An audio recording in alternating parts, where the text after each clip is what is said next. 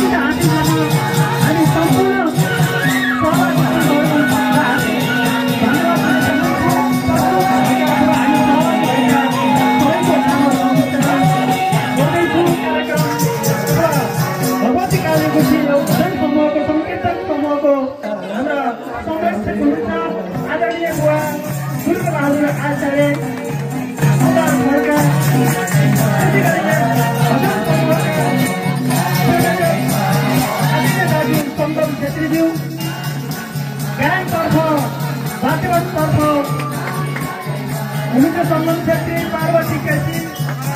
किशोर शाही, हरि सापकोटा, मुना सिरिया, दिनेश पौडेल, भीम शर्मा, अमर छेत्री, लालू केसी, एमएस आचार्य, पार्वती शर्मा, गम्भीरा गिमिरे, त्यसैतर्फ नृत्य श्रृङ्गारमा ललिता सन्चार छेत्री, दीपा थापा, सतीक्षा आचार्य, समीक्षा सापकोटा, कीर्तना थापा, आशिका सन्चाल। त्यसै गरी अभिनय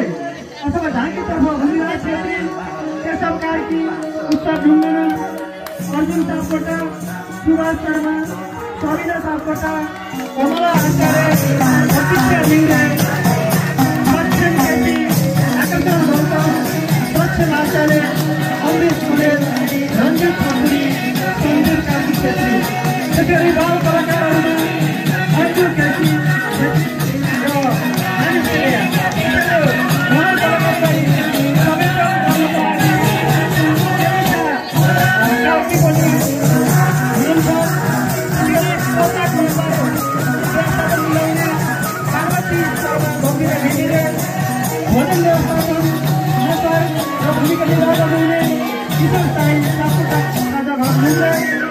व्यवस्थापन यातायातमा दिनेश पौडेल, भूमिराज छेत्रीज्यू,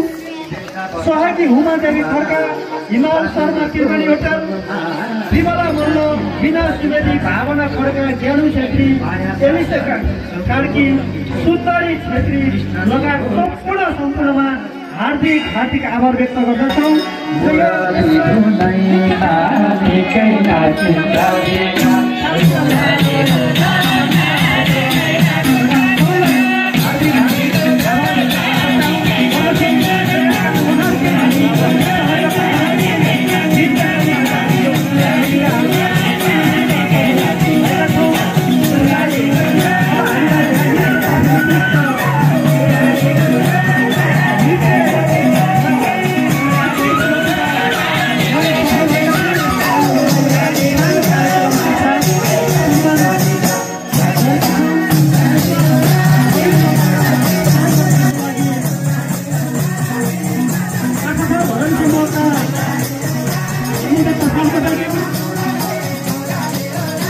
अनि खाना लगाइदिनुको लागि यस कालिका भवन गुठी संरक्षक आदरणीय बुवा गुरुदत्त आचार्यज्यू कलश वितरण गरिदिनुको लागि केशव कार्कीज्यू र खाना उडाएर सम्मान गरिदिनुको लागि सम्मान छेत्रीज्यू र कलश वितरण गरिदिनुको लागि पार्वती छेत्रीज्यू नृत्यमा अत्यन्त बागलुङ जिल्लाकै एउटा कोरियोग्राफी बागलुङ जिल्ला भरत समूह कि नृत्य निर्देशक र सबैभरि यो गीतलाई चाहे गीत पत्रिकामा हो चाहे स्थानीय पत्रहरू प्रस्तुत गर्ने क्षेत्रमा हो चाहे राष्ट्रिय भजन प्रतियोगितामा किन नहो सबैभरि नृत्य निर्देशन गरेर यो सफलता हासिल गर्न सफल हुनु पराउनु हुने र ललिता छेत्री खण्डाल छेत्रीज्यूलाई सम्मान ग्रहण गरिदिनुको लागि अनुरोध गर्छु। धेरै धेरै बधाई साङ्गीतिक यात्रा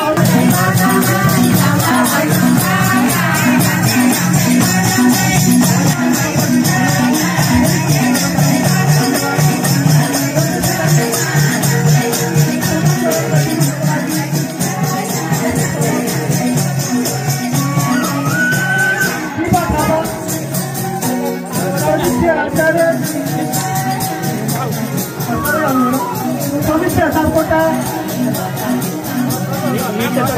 थापा आशिका छन्चा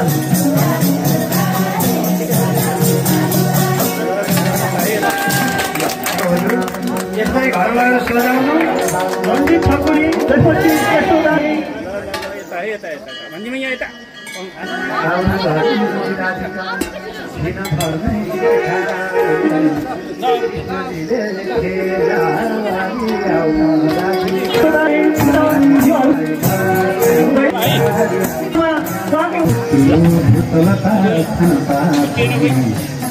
बस्नु कहाँ गोरीको बस्नु सबजनाका समीप अथवा बस्नु सबजनाका समीप अथवा श्री कालिका भगवतीको सत्य सनातन वैदिक धर्मको सबै तीर्थहरूको सबै भक्तहरूको भक्त कालिका भगवतीको आज मैले 2074 सालदेखि पढ्यो कृष्णजीले अभियानकै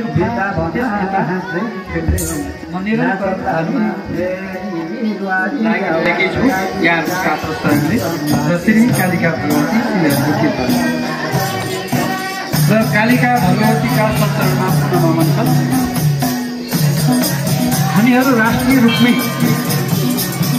जिल्ला भजन समिति बागलुङको तर्फबाट विभिन्न स्थानहरूमा जोरदार रूपमा आफ्ना प्रस्तुतिहरू बेला बेलामा प्रस्तुत गरिरहेकै छौँ।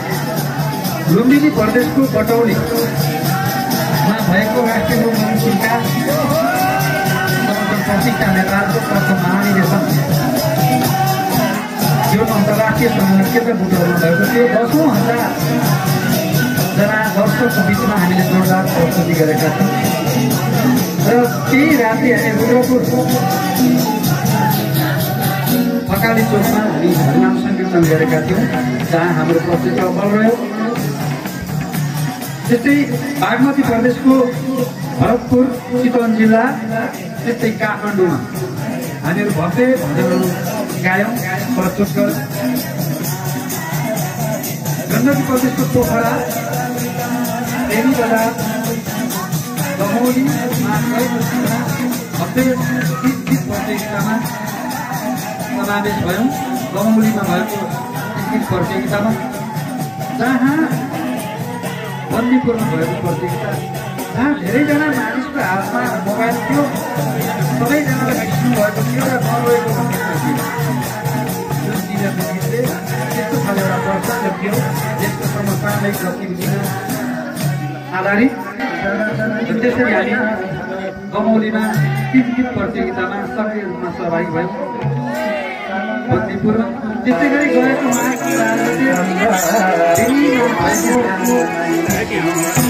महोत्सवमा श्री कालिका भगवती मन्दिरको तर्फबाट यही सङ्कीर्तन समूहको तर्फबाट सहयोगहरू र स्थानीय रूपमा हामी जताततै पुगिरहन्छौँ र अस्ति गण्डकी प्रदेशको मुटु राजधानी पोखरामा भएको गण्डकी शतकुण्डीय विराट महायज्ञ कोटी होममा हाम्रो समूहले प्रतिस्पर्धी रूपमा भाग लिएको थियो 315 टोलीमध्ये 254 प्रतियोगी समूहमा हाम्रो समूहले नृत्यतर्फ प्रथम स्थान हासिल गरेको छ त्यसको लागि कोरियोग्राफर मेरो प्यारो छोरो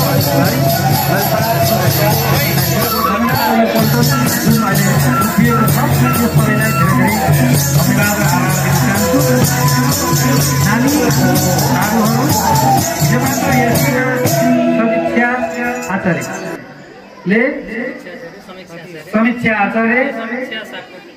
नानुले राम्रो पोजिसन ल्याएका छौ तिमीहरूको उज्जवल भविष्यको हार्दिक शुभकामना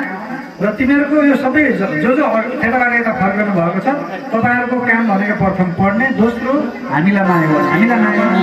श्री हरिको नाम जप्ने सँगसँगै अभियानमा हिँड्ने र तिमीहरू कल्पनाहरू उमेरका छौ तिनीहरूको उन्नति प्रगति गर्ने धेरै दिनहरू छ र अहिले लडबरीमा हुन्न नराम्रा कामहरूलाई यथाशीघ्र त्याग्दै राम्रा काममा ध्यान दिनु मस्तो नानी बाबुहरूको ठुलो आशा छ अपेक्षा छ तिमीलाई एउटा कुरो